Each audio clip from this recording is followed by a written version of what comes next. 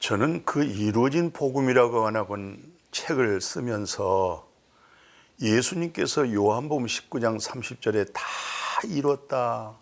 예. 뭐가 다 이뤘습니까? 모세 율법을 완성하셨고 또 대선지자, 소선지자 그 예언의 말씀을 예수님께서 다 이루셨어요. 왜냐하면 예수 그리스도가 첫 아담 안에서 죄가 들어오고 그 죄로 사망에 이르게 됐잖아요. 영적으로 죽었잖아요. 오늘 살았다고 하지만 다 죽었잖아요. 영의 생명이 죽었잖아요. 하나님의 관계가 다 끊어졌잖아요. 그 부분을 예수님께서 다 이루심으로 말미암아 우리 죄값을 완전히 다 지불해 버리시고 예수님이 십자가에 왜 죽으셨어요? 그 로마서 4장 25절 얼마나 중요해요. 그게 로마서 4장 3절에 대핵심적인 주제 얘기를 하잖아요. 성경이 무엇을 말하느냐 하면서 아브라함 얘기를 꺼냈어요. 그 아브라함 얘기 속에서 불법 사함받고 죄가 가려진 자가 그 자가 복 있는 사람이라는 거예요. 그게 바로 행복한 사람이라는 거예요. 그 얼마 참 놀라운 일이에요. 그게 바로 아브라함이 여호와를 믿은즉 그 믿음을 의로 여겼다라고 하는 이 말씀을 통해서 마지막 우리에게 주어진 것은 아브라함뿐만 아니라 우리를 위함이라 하면서 로마서 4장 25절에서 마무리를 한 거예요. 예수 그리스도는 나의 죄에 대하여 죽고 또 우리를 의롭다 하시기 위하여 살아나셨다는 것이죠. 그럼 예수님이 죽으셨다 이 말은 죄값을 다 지불했다는 거잖아요. 죄값으로 죽었다는 거잖아요. 내 죄와 내 허물과 나는 근본 불의한 자잖아요. 그죠? 근본 우리는 탕자지요. 그런데 이 죄를 죄 없는 예수님이 죄값은 사망이지 용서가 없어요. 하나님 뭐 용서해 주세요. 그래서 용서가 됩니까? 죄 싹슨 사망이라니까요. 그냥 죽음으로써 끝나는 거예요. 죄는 죽음으로써 해결되는 거예요. 예. 뭐 무서운 죄를 지면은 이런 일이 있잖아요. 사형 선고하잖아요. 그 죄는 사형 선고로 인해서 그 죄가 끝나는 거예요. 지불이 되는 거예요. 무엇으로? 죽음으로 말미암아. 그러니까 예수 그리스도가 죽었다. 이것은 여러분과 나의 죄로 인해서 죽었다는 거예요. 그러면 그 죄값을 다 지불했다. 이제 죄가 끝났다. 이 근거는 어디서 찾아야 되겠어요? 예수님의 부활이에요. 예. 우리가 예를 들어서 죄를 지어서 30년 형, 또 50년 형을 받았다고 생각해 보세요. 그러면 30년 형을 받아서 30년 동안 감옥에 있어요. 그러면 나오잖아요. 그 30년이라고 하는 그 죄값의 형을 다 자기가 감옥에서 끝을 내고 나왔다. 나올 수 있는 것은 자기의 잘못, 죄값을 자기가 다 고생하고 다 해결해서 이제 자유의 몸으로 해방의 몸으로 나왔다는 얘기잖아요. 그러니까 예수 그리스도는 여러분과 나의 죄에 대하여 죽어버리고 죄값이 다 끝났다. 이제 다 해결됐다. 예. 그 증거가 뭐예요? 예수 그리스도의 부활입니다. 다시 살아나는 거예요. 그래서 우리가 의인 된 거예요. 그래서 의로움을 얻은 거예요. 그래서 예수 그리스도 안에 있는 자에게는 뭐가 없어요? 죄 정함이 없잖아요.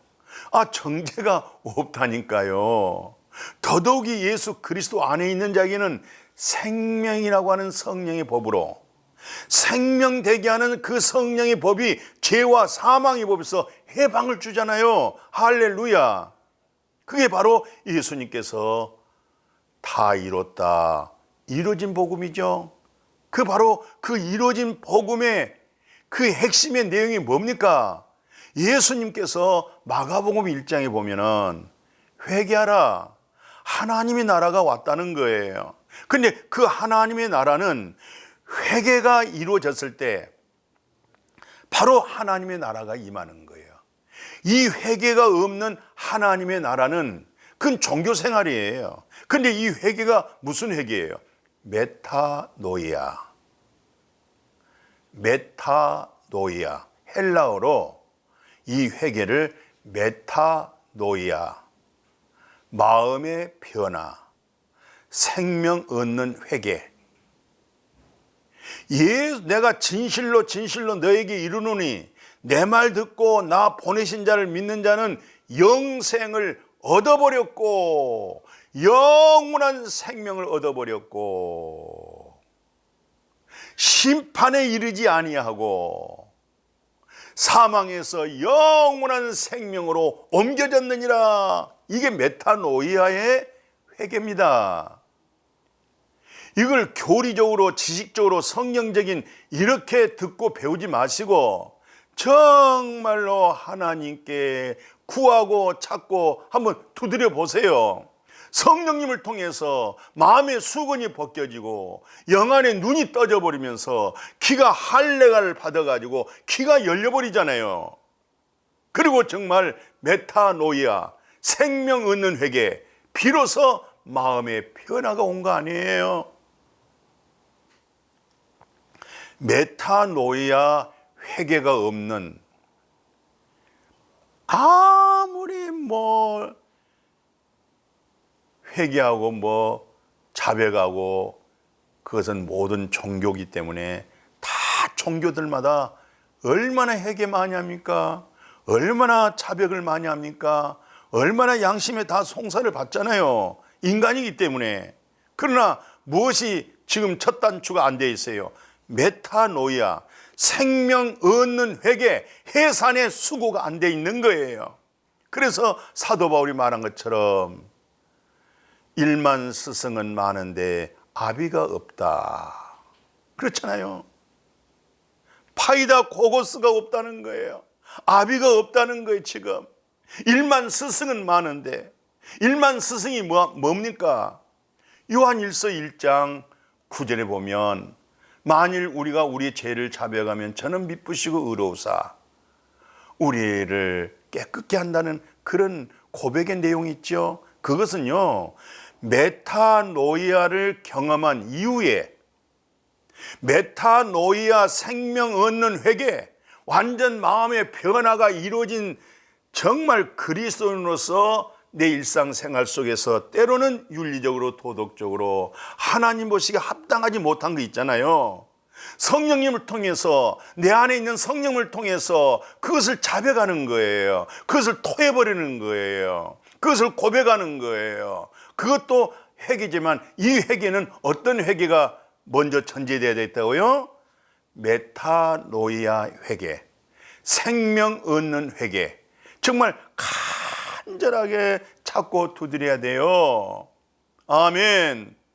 그냥 지식적으로, 그냥 교리적으로, 그냥 성경적으로, 이성적으로, 지식적으로, 이념적으로 혼해서 그렇게 말씀을 받으면 안 돼요. 비록 그렇게 받았다 할지라도 그것이 완전히 내 마음의 내마가 되도록, 영이 되고 생명이 되도록, 정말 그 말씀을 통해서 메타노이가 되어지는 그 스스로 자신이 알 수 있잖아요. 완전 죄와 사망에서 해방을 받는, 진리를 알지니 진리가 너희를 자유케 하리라고 하는 바로 그런 복음, 그 첫사랑, 그 처음 주님을 만났던 이 감격이 식어지지 아니하고 외로 깊어지잖아요. 외로 그리스도의 형상의 분량으로 점점 인격적으로 변하고 오지요. 아멘이죠. 그런 믿음에 거한 사람이 요한일서 1장 9절이 필요한 거예요. 만일 우리가 우리의 죄를 자백하면 저는 미쁘시고 의로우사. 그게 바로 이미 메타노이아를 경험했기 때문에, 이미 그리스도 안에 거하기 때문에, 거룩한 성령에 거하기 때문에 내가 일주일 동안 내 일상 생활 속에서 성령을 때로는 거스릴 때가 있었고, 성령보다 앞설 때가 있었고, 내 의가 앞설 때가 있었고, 이런 부분을 내 안에 계신 그리스도의 성령으로 하여금 알게 해주잖아요. 깨닫게 해주잖아요. 그것을 토해버리는 거예요. 예, 마침 어떤 사람이 쥐약을 먹고 죽으려고 했는데 그 입에 들어가 있는 그 쥐약을 팍, 예, 무슨 약물을 통해서 먹게 하고 막 덩어리를 막 두들겨 가지고 토하게 만들잖아요. 그 쥐약이 입 밖으로 토해버리게 되면 살아요. 내 안에 계신 성령을 통해서 거룩한 그리스도의 영을 통해서 토해버리잖아요. 거룩해지잖아요. 새로워지잖아요. 새로워지고 거룩해지고 다시 선선해진 것은 무엇 때문에 그래요? 메타노이아 경험이 있어서 그런 거예요. 메타노이아를 통해서 생명 얻는 회개, 마음의 변화를 가지고 있는 참 하나님과 인격적인 만남의 체험이 있기 때문에 그 자백을, 그 고백을, 그 회개를 하는 거예요. 그런데 잘못하면요, 오늘 한국교회가 점점 쇠퇴기에 빠졌다라고 이렇게 생각한다고 할 때는 무엇 때문에 그래요? 메타노이아, 생명 얻는 회개에 아주 강점을 두고 정말 주님을 인격적으로 만나게, 정말 마음의 변화가 될 수 있도록 그 첫 단추가 먼저 이루어지고 그 첫사랑이 먼저 이루어지고 그리고 일상생활 속에서 이웃을 내 몸처럼 사랑하지 못한 일들이 있잖아요. 말씀대로 살지 못한 거 있잖아요.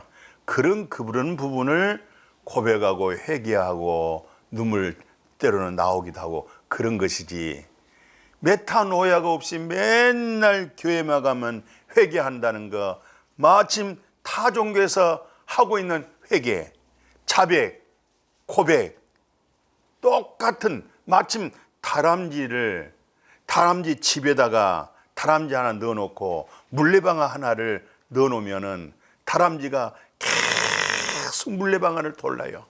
돌리고 계속 온종일 한 달이고 두 달이고 3날 동안 계속 물레방아 돌아도 원위치예요. 잘못하면요, 오늘날 한국 교회가 메타노이아의 강한 외침을 통해서 도전을 주고 구하라, 찾으라, 두드리라, 그리하면 좋은 것을 주는데 물질을 준다, 뭘 준다, 그렇게 나가지 마시고 성령을 주신다, 그래야 돼요. 보혜사 성령을 통해서 메타노이아가 이루어지잖아요. 그래서 사도 베드로가 한때 참 예수님의 수제자시면서도 예수님을 부인하고 한 걸음 더 나가 저주까지 했잖아요. 그러기 전에 자기는 장담했잖아요. 예수님이 죽을 곳에 저도 죽겠습니다. 주님을 절대 부인하지 않겠습니다. 그런데 우리가 다 알다시피 부인했잖아요. 저주했잖아요. 그리고 다 도망가 버렸잖아요.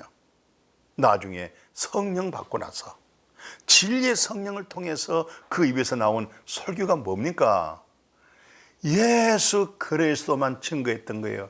십자가의 복음을 전하다 보니까 그 십자가에 매달리신 그분이 바로 그리스도란 사실, 예수님이라고 하는 사실을 선포할 때 듣는 자들이 우리가 어찌할꼬 할 때 회개하라, 회개하고 예수 그리스도의 이름으로 세례를 받고 죄 없이함을 받아라. 그리하면 성령이라고 하는 것은 선물로 그 위에다 주는 거야. 굉장히 중요합니다. 그 회개는요, 예수 그리스도가 없이는 회개가 안 되는 회개예요. 예수님은 나의 죄 회개하기 위해서 온 거예요. 갚아주시기 위해서 온 거예요. 그래서 예수님이 십자가에 죽을 때 나의 옛사람이 죽었습니다. 예수님이 장례식 할 때 나의 옛사람이 예수님과 함께 죽었습니다. 그리고 이제는 다 끝났습니다. 부활했습니다. 나도 부활했습니다. 예수님이 살아났습니다. 내가 그리스도로 살아났습니다. 아멘. 그 설교를 베드로가 했어요. 사도행전 2장, 37절, 38절을 자세하게 보십시오. 그리고 세례받은 숫자들이 3,000명, 5,000명, 그러고 나서 교회가 세워지기 시작한 거예요. 그 첫 단추가 뭐예요? 메타노이아, 생명 얻는 회개, 종교인의 회개가 아닙니다. 중원 부원하는 회개가 아닙니다. 다람쥐 채 바뀌는 회개가 아닙니다. 그 완전 메타노이아, 생명 얻는 회개로 말미암아 마음의 변화를 가졌던 그 회개로 하여금 오늘의 우리가 자백한다는 것은 그 원점으로 다시 돌아가는 거예요. 메타노이아로 다시 돌아가는 거예요. 그러니까 세월 지나다 보니까 외로 더 성숙해졌죠. 더 깊어졌죠. 더 죄에 대해서 민감하지요. 이제는 내가 율법으로 내 자신을 보는 것도 아니고 양심을 통해서 나를 보는 것도 아니라 그리스도를 가지고 내 자신을 보게 되잖아요. 예? 그래서 우리 한국교회가 살아날 수 있는 비결, 다시 일어날 수 있는 교회, 성도가 10명이다, 5명이다가 중요한 거 아니에요.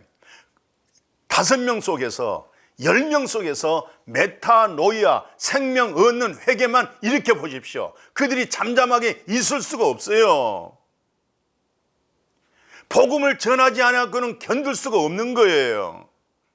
메타노이아를 외치지 아니할 수가 없는 거예요. 그 첫사랑을 잃을 수가 없는 거예요. 많은 사람을 모아서 큰 대형교회를 경영하는 그것이 중요한 것이 아니겠죠. 그 속에서 1,000명 속에서 10,000명 모인 성도들 속에서 10만 명 모인 교인들 속에서 메타노이아, 생명 얻는 회개, 완전히 그리스도의 마음으로 바뀌어져 있는 성도가 몇 명이냐 이 말이에요. 그건 없이 맨날 모든 타종교에서 말하는 회개, 죄 자백하고 고백하고 그런 맨날 반복하고 해봐야 돌아서 보십시오. 자기 마음이지, 자기 생각이잖아요. 하나도 변하고 없잖아요. 그때뿐이죠. 그때 그 순간이죠. 그때 그 감정뿐이잖아요. 다시 자기 마음이잖아요. 뭐가 안 돼서요? 메타노이아가 안 된 거예요. 메타노이아, 생명 얻는 회개, 완전히 마음이 바뀌어지는 거, 그리스도의 마음으로 바뀌어지는 거, 하나님의 나라로 옮겨져 버리는 거, 바로 그 회개를 우리는 강점을 둬야 돼요. 그러면은 이제 내재하신 성령의 인도를 받으면서 그리스도의 분량으로 우리는 하나님의 창조된 형상의 분량으로 점점 성장하고 성숙하게 될 줄로 믿습니다. 아멘.